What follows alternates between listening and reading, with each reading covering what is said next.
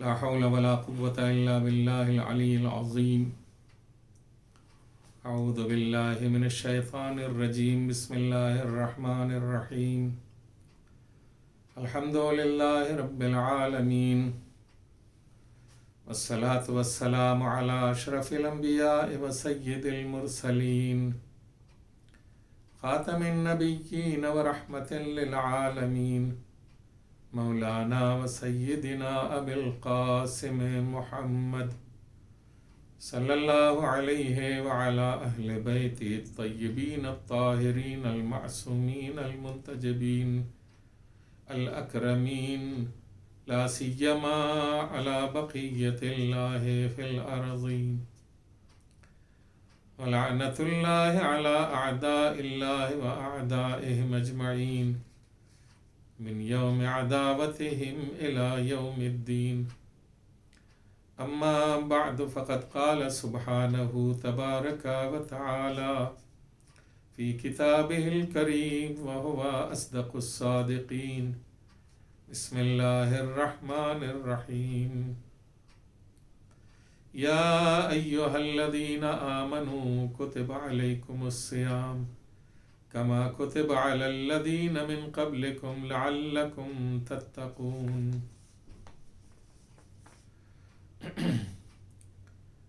ناظرین گرامی، ماہ مبارک کی ان سلسلے وار تقاریر میں آج 14ویں تاریخ تک ہم پہنچے ہیں، اور یہ 14ویں تاریخ ماہ مبارک کی مخصوص تاریخوں میں سے ہے. اگرچہ ہم اپنی بحث اور گفتگو میں اپنی جگہ کے اوپر گامزن ہیں اور سلسلے کو آگے بڑھا رہے ہیں، اسی خطبے سے متعلق کچھ شرحیں اور کچھ تشریح آپ کی خدمت میں پیش کر رہے ہیں جو پیغمبر اکرم صلی اللہ علیہ وآلہ وسلم نے روزوں سے متعلق ارشاد فرمایا. روزہ ایک ایسی تمرین گاہ ہے، ایک ایسی جگہ ہے کہ جہاں پروردگار عالم نے زمانی اعتبار سے ہم کو نیک اور صالح بنانے کے لیے ایک خاص زمانے سے گزارنا شروع کیا ہے، اور ہم رفتہ رفتہ اس مہینے کی نصف تک پہنچنے کی کوشش کر رہے ہیں. کل 15 تاریخ ہوگی اور ماہ مبارک کا آدھا مہینہ گزر جائے گا، اور یہ ایک دردناک چیز ہے ان لوگوں کے لیے کہ جو روزوں سے لذت حاصل کرتے ہیں. خداوند عالم ہمیں مستقل تمرین کرا رہا ہے بہتر زندگی کے لیے. دیکھیں، یہاں پھر ایک بات آپ کی خدمت میں عرض کر دوں کہ ہمارے ذہن میں یہ بات رہتی ہے کہ ہم مصلی بچھا کر جو عبادت کرتے ہیں بس وہی عبادت ہے، یا ہم جو روزہ رکھتے ہیں بھوکے اور پیاسے رہتے ہیں بس وہی عبادت ہے، یا ہم جو مثال کے طور کے اوپر حج کرنے کے لیے جاتے ہیں بس وہی عبادت ہے، یا زیارت کرنے کے لیے جاتے ہیں اور کربلا معلیٰ پہنچ گئے، نجف اشرف پہنچ گئے، کاظمین اور سامرہ پہنچ گئے، مشہد مقدس پہنچ گئے، یہ عبادت ہو گئی ہماری. در حقیقت یہ وہ عبادتیں ہیں کہ جن کے اندر روح کہیں اور سے آنی ہے، اور روح ان عبادتوں میں وہیں سے داخل ہوگی جب ہم اپنے باطن کو پاکیزہ کریں، ہم خود کو نماز پڑھنے کے لائق بنائیں، خود کو روزہ رکھنے کے لائق بنائیں، خود کو حج کرنے کے لائق بنائیں، خود کو عبادی امور انجام دینے کے لائق بنائیں. یعنی شوق پیدا ہو، اور شوق کن لوگوں کے اندر پیدا ہوگا؟ جو اپنی زبان کو کنٹرول میں رکھیں گے، جو اپنے کانوں کو کنٹرول میں رکھیں گے، جو اپنی آنکھوں کو کنٹرول میں رکھیں گے، جو نیک کام انجام دیں گے، جو اپنے عزیز و اقارب کے ساتھ اچھا سلوک کریں گے اور ان کے ساتھ صلہ رحمی سے پیش آئیں گے، ان میں شوق پیدا ہوگا بندگی کا اور عبادت کا. وگرنہ لوگوں کے دکھانے کے لیے اگر کچھ کرنا ہے تو پوری زندگی لوگ کرتے رہتے ہیں، اور یہ سب دکھاوے ہی کے لیے ہوتا ہے۔ بہت مشکل سے کچھ ایسی نماز یا کچھ ایسے روزے یا کچھ ایسی عبادتیں حاصل ہوتی ہیں پوری زندگی میں، وہ بھی کہ جو خالص رہ پائیں، مثلا کسی حد تک خالص رہ پائیں۔ مکمل طور سے تو خالص رہ پانا جو ہے وہ بہت مشکل ہے۔ ہمارے زمانے کی عظیم ترین شخصیت امام خمینی رضوان اللہ تعالی علیہ نے اپنے آخری ایام میں یہ کہا تھا کہ میں خود اپنی جگہ کے اوپر مجھے اس بات کا یقین نہیں ہے کہ میں نے 2 رکعت نماز اپنی پوری زندگی میں خالص پڑھی ہو اللہ کے لیے۔ تو ہماری اور آپ کی کیا بساط ہے۔ لیکن بہرحال نیک عمل انجام دینے کا ثمرہ یہ ہوتا ہے کہ ہمارے اندر عبادتوں کی لذت آنے لگتی ہے، اور یہ ایک بہت بہترین چیز ہے۔ روزہ ہمیں انہی چیزوں کے لیے گویا آمادہ کرتا ہے، اور ایک ایسا موقع فراہم کرتا ہے کہ جس میں ہم اپنے گویا زندگی کے جتنے تعلقات اور جتنے علائق ہیں ان میں اپنے آپ کو ایسا بنائیں کہ جو بھی عمل کریں وہ اللہ کو اچھا لگتا ہو۔ عزیز و اقارب کے ساتھ حسن سلوک کریں، ان سے اگر ناطہ ٹوٹ چکا ہے تو خود پہل کریں اور رشتے اور ناطے جوڑنے کی کوشش کریں، اور اگر ادھر سے کوئی اچھا جواب نہیں ملتا تو کم از کم صلو ارحامکم ولو بالتسلیم، اتنا تو کر سکتے ہیں۔ اپنے عزیز و اقارب کے ساتھ صلہ رحم کرو، یعنی اچھا سلوک کرو، چاہے صرف تمہیں سلام کرنے کا موقع ملے۔ سلام سے اپنے آپ کو گریز نہ کرو، سلام سے اپنے آپ کو دور نہ کرو، کم از کم سلام ہی کہہ دیا کرو۔ اگر وہ نہیں آگے بڑھ رہے ہیں تو تم کم از کم اتنا تو کر سکتے ہو۔ اسی طرح سے ارشاد ہوا وَاحْفَظُوا أَلْسِنَتَكُمْ، اور اپنی زبانوں کو محفوظ رکھو۔ دیکھیں یہ عبادت کے درمیان کی باتیں کی جا رہی ہیں، ایسا نہیں ہے کہ یہ عبادت سے الگ کوئی چیز ہے۔ زبان کو کنٹرول کرنا بھی عبادت ہے، عزیز و اقارب کے ساتھ صلہ رحمی کرنا بھی عبادت ہے، اپنی نگاہوں کو کنٹرول میں کرنا بھی عبادت ہے، اپنے کانوں کو کنٹرول میں کرنا بھی عبادت ہے۔ کہ اگر یہ ساری عبادتیں ہو گئیں تو وہ جو اصل عبادتیں ہیں، یعنی نماز، یعنی روزہ، یہ سب جو ہیں ان کے اندر روح اور زندگی پیدا ہوگی، اور انسان خدا کی بندگی میں کیف اور سرور محسوس کرے گا، اور اسے عبادت کرنے میں مزہ آئے گا۔ اور یہ چیزیں تنہا روزے کے زمانے میں ہی میسر ہیں، پورے مہینے ہم سے یہ تمرین کرائی جاتی ہے، اور اس تمرین کے ذریعے ہم سے یہ چاہا جاتا ہے کہ اپنے اندر اس انسان کو بیدار کرنے کی کوشش کرو کہ جسے خدا پسند کرتا ہے، اس انسان کو بیدار کرنے کی کوشش کرو کہ جسے پروردگار عالم نے ملائکہ سے سجدہ کرایا ہے، اس انسان کو بیدار کرنے کی کوشش کرو کہ جو زمین کے اوپر رہ کر کے معراج کی منزلیں طے کرتا ہے۔ الصلاۃ معراج المومن، نماز مومن کی معراج ہے کہ وہ مصلی کے اوپر آتا ہے، گویا معراج کی منزلیں طے کرتا ہے۔ یہ انسان اگر اپنی انہی تمرینوں کے ذریعے صلو ارحامکم، اپنے عزیزوں کے ساتھ اچھا سلوک کرو۔ کہاں کہاں کی بات میں نے گویا اس کے پہلے جو جملے پڑھے تھے آپ کے خدمت میں، وَاذْكُرُوا بِجُوعِكُمْ وَعَطَشِكُمْ جُوعَ يَوْمِ الْقِيَامَةِ وَعَطَشَهُ وَتَصَدَّقُوا عَلَىٰ فُقَرَائِكُمْ وَمَسَاكِينِكُمْ۔ یہ عبادت کے لیے کہا جا رہا ہے، یہ ہیں عبادتیں۔ اپنی بھوک اور پیاس سے قیامت کی بھوک پیاس یاد کرو، عبادت ہے۔ فقیروں اور مسکینوں کو خیر و خیرات کرو، یہ عبادت ہے۔ اپنے بزرگوں کا احترام کرو، یہ عبادت ہے۔ اپنے چھوٹوں کے ساتھ اچھا سلوک کرو، نرمی سے پیش آؤ، یہ عبادت ہے۔ اپنے عزیز و اقارب کے ساتھ حسن سلوک کرو، صلہ رحم کرو، یہ عبادت ہے۔ اپنی زبانوں کو کنٹرول کرو، یہ عبادت ہے۔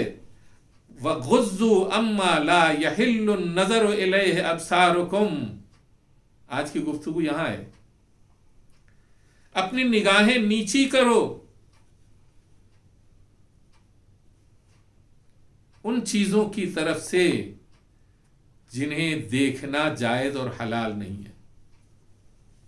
اپنی نگاہیں ان چیزوں کو دیکھنے سے ہٹا لو، ان چیزوں کو نہ دیکھو جو تمہارے لیے حلال قرار نہیں دی گئی ہیں، ان چیزوں کی طرف دیکھو جو تمہارے لیے حلال قرار دی گئی ہیں۔ تو اب کیا ہے؟ یہ عبادت ہے، عبادت۔ وَأَمَّا لَا يَحِلُّ الْإِسْتِمَاعُ إِلَيْهِ أَسْمَاعَكُمْ، اور اپنے کانوں کو بھی ان چیزوں سے روکو جن کا سننا تمہارے لیے جائز قرار نہیں دیا گیا ہے۔ یہ عبادت ہے۔ آپ دیکھ رہے ہیں، یہ وہ روح ہے عبادت ہے کہ اگر انسان ان تمام چیزوں کو برتنا شروع کر دے تو ایک مرتبہ ذکر پروردگار کرے، یہی ذکر پروردگار اس کی نجات کا ضامن بن جائے گا۔ تو یہ چیز کتنی اہم ہے اور کتنی قیمتی ہے، اس کی طرف کبھی ہم نے توجہ کی، اس کی طرف کبھی ہم نے دھیان دیا کہ پروردگار عالم، ہم تو صرف یہی سوچتے ہیں کہ ہم مسجد میں چلے جائیں گے، پھر وہاں سے واپس آئیں گے، مسجد سے واپس آئے تو لڑکوں کو جھڑکنا شروع کر دیا، مسجد سے واپس آئے تو گھر کے رہنے والوں کے ساتھ ڈانٹ ڈپٹ شروع کر دی، مسجد سے واپس آئے تو بیوی کے اوپر غصہ بلا وجہ کا اتارنا شروع کر دیا، آئے تو مسجد سے واپس نماز پڑھ کے آئے لیکن وہ روح لے کر کے نہیں آئے جو عبادت کی روح ہے۔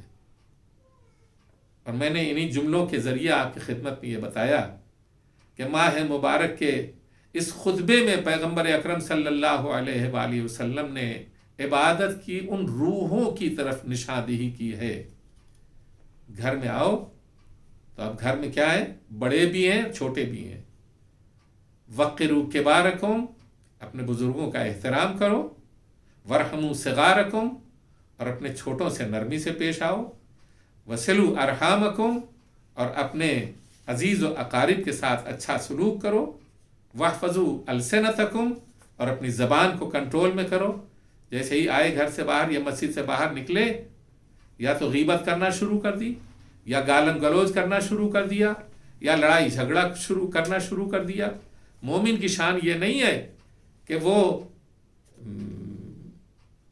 نماز پڑھنے کے بعد یا کوئی بھی عمل خیر کرنے کے بعد آئے اور آنے کے بعد جو ہے وہ زبان کو کھلا چھوڑ دے، اور کھلا سانڈ آپ نے دیکھا ہوگا، چھٹا سانڈ، زبان بھی چھٹا سانڈ ہو جاتی ہے، اور اگر اسے کنٹرول نہ کیا جائے تو نہ جانے کیا تباہی مچائے۔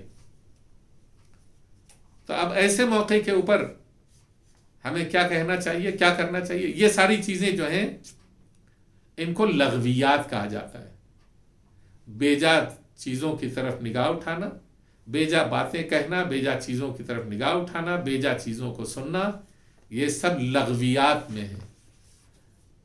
پروردگار عالم نے سورہ مومنون میں جب مومنین کی صفتیں بیان کی ہیں تو اس میں ارشاد فرمایا قد افلح المؤمنون الذین هم فی صلاتهم خاشعون والذین هم عن اللغو معرضون والذین هم للزکاة فاعلون والذین هم لفروجهم حافظون۔ یہ ساری باتیں بعد میں ہیں۔ مومنین کی سب سے پہلی پہچان کیا ہے جو مومنین کامیاب ہوئے؟ الذین هم فی صلاتہم خاشعون، اپنی نمازوں میں خدا کا خوف رکھتے ہیں۔ والذین هم عن اللغو معرضون، نماز کے بعد فوراً جس چیز کا تذکرہ آتا ہے وہ یہی چیزیں ہیں، بد زبانی کو کنٹرول کرنا، آنکھوں کو کنٹرول کرنا، کانوں کو کنٹرول کرنا، اعضاء اور جوارح کو کنٹرول کرنا، یہ لغویات سے اپنے آپ کو بچانا۔ الذین هم عن اللغو معرضون، یہ وہ لوگ ہیں کہ جو فضول چیزوں سے اپنے آپ کو دور کرتے ہیں، یہ فضول چیزیں ہیں۔ زبان کو بے مہار چھوڑ دینا، نگاہوں کو ہر طرف دیکھے جا رہے ہیں، اور جو چیز سمجھ میں آتی ہے وہ دیکھتے جاتے ہیں، جو سمجھ میں آتا ہے وہ سنتے جاتے ہیں۔ خداوند عالم نے آنکھیں دی ہیں، کان دیے ہیں، زبان دی ہے، اس کی عبادت اور اس کی اطاعت کے لیے، نہیں یہ کہ ہم کو دے دیا ہے تو ہم یہ بیجا استعمال چیزوں کا کریں۔ خداوند عالم نے ان چیزوں کو، ان نعمتوں کو اور ان عظیم نعمتوں کو کہ جن سے خدا کی قدرت سمجھ میں آتی ہے، انسان نگاہ اٹھا کر کے دیکھے کائنات میں، اور جب کائنات کی طرف نگاہ اٹھا کر کے دیکھتا ہے تو اسے خدا کے جلوے ہر بنے منہ میں نظر آتے ہیں۔ میر انیس فرماتے ہیں گلشن میں صبا کو جستجو تیری ہے، بلبل کی زباں پہ گفتگو تیری ہے، ہر رنگ میں جلوہ ہے تیری قدرت کا، جس پھول کو سونگھتا ہوں بو تیری ہے۔ یہ کیا ہے؟ یہ ہماری نگاہیں جدھر دیکھ رہی ہیں وہ کردگار کے جلوے نظر آتے ہیں، پروردگار کے جلوے نظر آتے ہیں۔ تو اب ان نگاہیں اس لیے ہیں، کان اس لیے ہیں کہ ذکر پروردگار کو سنیں، غیبت نہ سنیں، برائی نہ سنیں، گالیاں نہ سنیں، فضول باتیں نہ سنیں، جس سے سماج اور معاشرے میں خرابی پیدا ہوتی ہو، ان چیزوں کو نہ سنیں۔ یہاں دو ایک حدیثیں آپ کی خدمت میں عرض کرنے کو جی چاہتا ہے۔ مولا کائنات علی ابن ابی طالب علیہ السلام فرماتے ہیں عوض اذنک کا، کان کے سلسلے میں فرماتے ہیں عوض اذنک کا حسن الاستماع،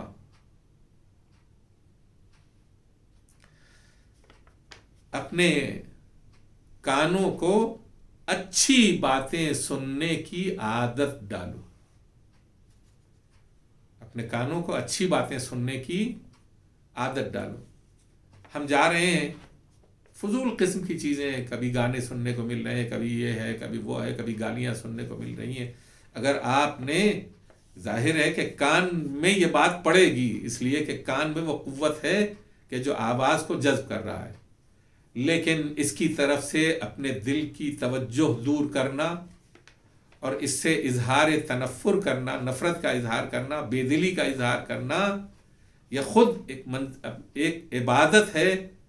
اور اگر اس سے لذت حاصل کی جائے، مثلا کوئی گالی دے رہا ہے، آپ اس سے لطف اندوز ہو رہے ہیں، یا کوئی مثلا ایسا ٹیڑھا سیدھا گانا آپ سن رہے ہیں اور آپ اس سے لطف اندوز ہو رہے ہیں، تو آپ کو سمجھ میں آئے گا کہ یہ آپ کا نفس ہے، آپ کا یہ شیطان ہے جو کان کے ذریعے آپ کو اپنی طرف کھینچ رہا ہے اور جذب کر رہا ہے۔ مولا فرماتے ہیں عوض اذنک حسن الاستماع ولا تصغ الى ما لا يزيد في صلاحك استماعه، ولا تصغ الى ما لا يزيد في صلاحك استماعه، اور دیکھو ان چیزوں کی طرف توجہ نہ دو، ان چیزوں کی طرف دھیان نہ دو، یعنی ان چیزوں کو نہ سنو جن کا سننا تمہارے لیے مفید نہ ہو، اچھا نہ ہو۔ فَإِنَّ ذَلِكَ يُسْدِي الْقُلُوبَ، اس لیے کہ اگر وہ چیزیں تم نے سنی اور لذت کے ساتھ سنی اور شوق کے ساتھ سنی تو یہ تمہارے دل پہ سیاہی پیدا کرے گا۔ وَيُوجِبُ الْمُزَامَ، اور یہ چیز مذمت کا باعث بنے گی، تمہاری برائی کی جائے گی، تمہاری مذمت کی جائے گی۔ یہ رہی کان کے سلسلے میں۔ پیغمبر کیا فرماتے ہیں؟ غضوا لا يحل النظر الیہ ابصارکم واما لا يحل الاستماع الیہ اسماعکم، جس چیز کا سننا تمہارے لیے مناسب نہیں ہے اس سے اپنے آپ کو روکو اور کنٹرول کرو، جس کا دیکھنا تمہارے لیے مناسب نہیں ہے اس سے اپنی نگاہوں کو کنٹرول کرو۔ پیغمبر اکرم صلی اللہ علیہ وآلہ وسلم نظر کے سلسلے میں کیا فرماتے ہیں؟ فرماتے ہیں النظر سہم من सिहाम इब्लीस, निगाह करना शैतान के तीरों में से एक तीर है। आपने किसी नामहरम की तरफ निगाह उठाई और उसे आप देख रहे हैं, अगर आपने पहली नज़र उसके ऊपर डाली और अपनी निगाह नीची कर ली तो आप गुनहगार नहीं हैं, लेकिन आप दोबारा भी उसे देख रहे हैं, सेबारा भी उसे देख रहे हैं, तो ये शैतान के तीरों में से एक तीर होगा कि जो नज़र आपकी तरफ जाएगी और शैतान का तीर आपके कल्ब की, आपके दिल की तरफ जाएगा और आपके दिल को घायल करेगा। जानते हैं, और इस तरह के मुहावरे हमारी ज़बानों के अंदर बहुत पाए जाते हैं और मौजूद हैं। इमाम सादिक अलैहिस्सलातु वस्सलाम नज़र के सिलसिले में फरमाते हैं, अव्वलुन नज़र लका, पहली नज़र तो तेरी है, यानी तूने देखा और कंट्रोल कर लिया, इस नज़र को काबू में कर लिया तो ये तेरी है, तुम महफूज हो।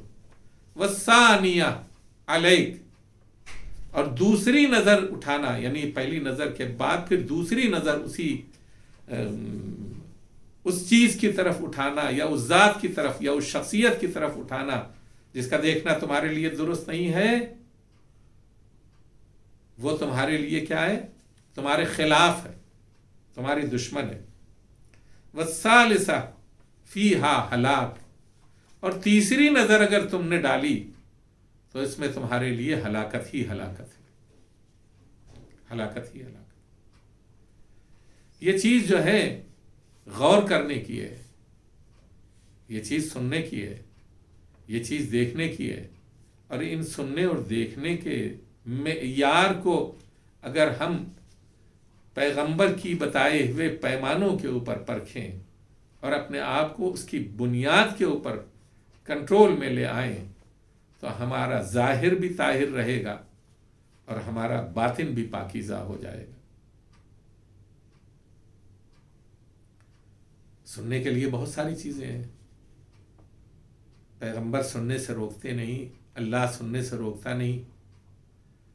सुनने के सिलसिले में परवरदिगार आलम बशारत देता है, वबश्शिर इबादिल्लज़ीना यस्तमिऊनल क़ौल वयत्तबिऊन अहसनह, बशारत दे दो मेरे उन बंदों को कि जो हर तरह की बातें सुनते हैं, सब कुछ सुनते हैं, जो कुछ भी सुनते हैं उनमें से अच्छी चीज़ कबूल कर लेते हैं। कान किस लिए है? कान सिर्फ सुनने के लिए नहीं है, कान का ताल्लुक दिमाग से भी है कि कान जो कुछ भी सुन रहा है दिमाग की तराजू के ऊपर उसे तौला जा रहा है, और उसके बाद फयत्तबिऊन अहसनह, और क्या करते हैं मोमिनीन, क्या करते हैं अल्लाह के बंदे, ये करते हैं कि जो चीज़ अच्छी होती है उसे ले लेते हैं और जो चीज़ बुरी होती है उसे छोड़ देते हैं।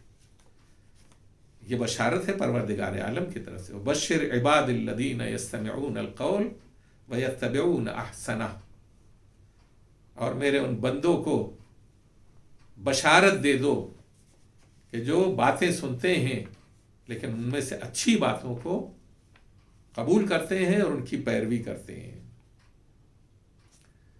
हम अगर इन चीज़ों को मद्देनज़र रखें और इन चीज़ों के ऊपर अमल करें तो खुदावंद आलम हमारे इन्हीं पाकीज़ा कानों के ज़रिए और हमारी इन्हीं पाकीज़ा आँखों और निगाहों के ज़रिए हमें कमाल ईमान तक पहुँचाएगा। नज़र तो नज़र है, आप कुछ भी देखिए, आप सिनेमा जा रहे हैं, वहाँ सिनेमा आप देख रहे हैं, लेकिन अगर कोई आलिम मिल जाए तो पैगंबर फरमाते हैं अन्नज़रो इला वजह आलिमिन इबादा, वाकई अगर आलिम बाअमल हो तो उसके चेहरे के ऊपर नज़र करना इबादत है। एक हदीस और है, इरशाद होता है अन्नज़रो इला वजहिल काबा इबादा, काबे की तरफ देखना इबादत है। एक हदीस और भी है کہ جس میں ارشاد ہوتا ہے النظر الی وجہ علی ابن ابی طالب عبادہ، امیر المؤمنین علی ابن ابی طالب علیہ السلام کے چہرے کی طرف دیکھنا عبادت ہے۔ تو اب امیر المؤمنین کے چہرے کی طرف دیکھنا عبادت ہے۔ اب اس زمانے میں ہمیں میسر تو نہیں ہے کہ امیر المؤمنین کے چہرے کی طرف نگاہ کی جائے۔ ایسا چہرہ تلاش کیجئے کہ جو عالم ہو اور اسے دیکھنے کے بعد خدا یاد آ جائے، یہ عبادت بن جائے، خدا یاد آ جائے۔ امیر المؤمنین کے چہرے کے اوپر نظر کرنا اسی لیے عبادت ہے کہ علی کے چہرے کو دیکھو تو خدا یاد آ جاتا ہے۔ اگر عالم کے چہرے کو، جو عالم باعمل ہو، اگر اس کے چہرے کی طرف دیکھا جائے اور اس کے چہرے کے اوپر جو خشیت پروردگار اور خوف پروردگار ہے اور اس کا عمل پاک و پاکیزہ ہے، تو اس کے چہرے کے اوپر بھی نظر کرنا عبادت ہے۔ تو اگر یہ چیز ہے اپنی جگہ کے اوپر تو یہی نظر ہمیں آسمان تک لے جاتی ہے، اور اگر یہ چیز نہیں ہے تو یہی نظر ہمیں زمین دوز کر دیتی ہے۔ ہمیں توجہ کرنی چاہیے، ہمیں خیال کرنا چاہیے کہ جن چیزوں کی طرف، ان روزوں کو پاکیزہ بنانے کے لیے ہمیں توجہ دلائی جاتی ہے، ہم اس کے اوپر توجہ دیں اور دھیان دیں۔ یہ سب عبادت ہے، یہ سب عبادت ہے۔ ہم نے یہ سوچ لیا ہے کہ ہم مجلسوں میں بیٹھ لیں گے، عبادت کر لیں گے، نماز پڑھ لیں گے، عبادت کر لیں گے، روزہ رکھ لیں گے، عبادت کر لیں گے، یہ ساری عبادتیں درکنار ہو جائیں گی اگر ان عبادتوں کو انجام نہیں دیا، صلہ رحم نہیں کیا، بزرگوں کا احترام نہیں کیا، چھوٹوں کے ساتھ محبت سے پیش نہیں آئے، عزیز و اقارب کے ساتھ اچھا سلوک نہیں کیا، اپنی آنکھوں کو حرام چیزوں سے نہیں بچایا، اپنے کانوں کو حرام چیزوں سے، غیبت سے اور چغل خوری سے اور جھوٹ سے نہیں بچایا، زبان کو طیب و طاہر نہیں کیا، کانوں کو پاک و پاکیزہ نہیں کیا، تو کوئی بھی عبادت قابل قبول نہیں ہوگی، کوئی بھی عبادت قابل قبول نہیں ہوگی۔ جتنا ہم قرات سے نماز پڑھ لیں، جتنا ہم خضوع و خشوع اور لفظوں کو گاڑھا بنا کر کے عبادت کر لیں اور نماز پڑھ لیں، لیکن نماز کے بعد سلام پھیرنے کے بعد یا سجدہ شکر کرنے کے بعد اب واپس ہوئے تو اب جس سے بھی مل رہے ہیں اس سے ترشروئی سے مل رہے ہیں، سارے حسنات نماز کے اور عبادت کے ختم ہوتے جا رہے ہیں۔ جس سے بھی مل رہے ہیں زبان کی لغویات کے ساتھ مل رہے ہیں، جس سے بھی مل رہے ہیں اکڑ کے مل رہے ہیں، جس سے بھی مل رہے ہیں غرور کے ساتھ مل رہے ہیں، سمجھ رہے ہیں، جس سے بھی باتیں کر رہے ہیں ظلم کر رہے ہیں، اس کے اوپر ستم کر رہے ہیں، اس کے اوپر کہاں کی نماز، کہاں کی عبادت، کہاں کے روزے؟ کیا حسن ادا ہے اور کیا حسن تربیت ہے پیغمبر اکرم صلی اللہ علیہ وآلہ وسلم کا، کہ ہمیں روزے کا حکم دے رہے ہیں اور روزے کے حکم کے ساتھ ساتھ یہ کہہ رہے ہیں کہ ان امور کو انجام دو، اپنے کان کو پاکیزہ رکھو، اپنی زبان کو پاکیزہ رکھو، اپنے بزرگوں کا احترام کرو، اپنے چھوٹوں کے ساتھ محبت سے پیش آؤ، اپنے عزیز و اقارب کے ساتھ حسن سلوک کرو۔ یہ کیا ہے؟ یہ سب عبادت کی وہ روح ہے کہ جو ہم معاشرے کے اندر ہمارے پیغمبر زندہ کرنا چاہتے ہیں۔ جب معاشرہ اس طرح کا ہو جائے گا جیسے کہ پیغمبر نے ہمیں توجہ دلانے کی کوشش کی، اس طرح کا معاشرہ ہوگا تو اس میں کوئی خرابی ہوگی ہی نہیں۔ جب کوئی خرابی ہی نہیں ہوگی تو یہی معاشرہ جنتی معاشرہ ہے، یہی معاشرہ جنتی معاشرہ ہے۔ جنت کی تعریف ہی یہی اسی بنیاد کے اوپر کی گئی ہے، لغوا ولا تعصیما الا قیلا سلاما سلاما۔ نہ کوئی لغو بات وہاں ہے، نہ کوئی گناہ ہے وہاں، صرف سلامتی ہی سلامتی ہے۔ ہر طرف ایک دوسرے کو سلام کر رہے ہیں، ایک دوسرے کے ساتھ اچھے سلوک کر رہے ہیں، اچھی محبت سے پیش آ رہے ہیں، کوئی لغو بات نہیں ہے اور کوئی گناہ نہیں ہے۔ تو اب اگر ہم چاہتے ہیں تو اس دنیا کے اندر بھی اپنے لیے جنتی ماحول بنا سکتے ہیں، اور اس کے لیے ہمیں ماہ مبارک کے روزے آمادہ کرتے ہیں اور تیار کرتے ہیں۔ یہ روزے اگرچہ روزے ہیں، لیکن کچھ لوگوں نے ان روزوں کی حفاظت کے لیے اور ان عبادتوں کی حفاظت کے لیے، زبان کی حفاظت کے لیے، آنکھوں کی حفاظت کے لیے، آنکھوں کی خاص طور سے حفاظت کے لیے جو تاکید کی گئی ہے، ایسی تاکید کی گئی ہے کہ دیکھو جن چیزوں کی طرف دیکھنا منع کیا گیا ہے ان کی طرف نگاہ نہ اٹھاؤ۔ حضور صلی اللہ علیہ وآلہ وسلم نے تو فرما دیا، لیکن ہماری زبانوں میں لکنت ہوتی ہے کہ ہم یہ کہیں کہ حسین کی شہادت کے بعد بیبیاں جلتے ہوئے خیموں سے باہر نکلیں تو ان کی چادریں چھین لی گئیں، نامحرموں کی نگاہیں اہل حرم کے اوپر پڑنے لگیں، نامحرموں کی نگاہیں اہل بیت کے اوپر پڑنے لگیں۔ 4 برس کی کم سن بچی بھی ایک اپنی چھوٹی سی چادر کو کھونے کے بعد اپنے چہرے کے اوپر اپنے ہاتھ لیے ہوئے ہیں۔ یہ کون سی منزل ہے کہ جہاں یہ ظالم اپنی اپنی بیویوں کو تو پردے میں رکھے ہوئے ہیں اور یہاں اہل حرم کی چادریں چھینی جا رہی ہیں۔ اور نہ صرف یہ کہ کربلا میں اہل حرم کی چادریں چھینی گئیں، بلکہ یہ بیبیاں بے مقنع چادر کربلا سے کوفہ اور کوفے سے شام تک لے جائی گئیں، اور حد تو یہ ہو گئی کہ یزید کے دربار میں زینب ام کلثوم، رقیہ و سکینہ، رباب ام لیلہ اور یہ ساری خواتین بے مقنع چادر ایک رسی میں بندھی ہوئی لائی جا رہی ہیں اور تماشا دیکھ رہے ہیں، اور نبی کی روح فریاد کر رہی ہے، اے امتیو یہ ہمارے اہل بیت ہیں۔ وَسَيَعْلَمُ الَّذِينَ ظَلَمُوا أَيَّ مُنقَلَبٍ يَنقَلِبُونَ۔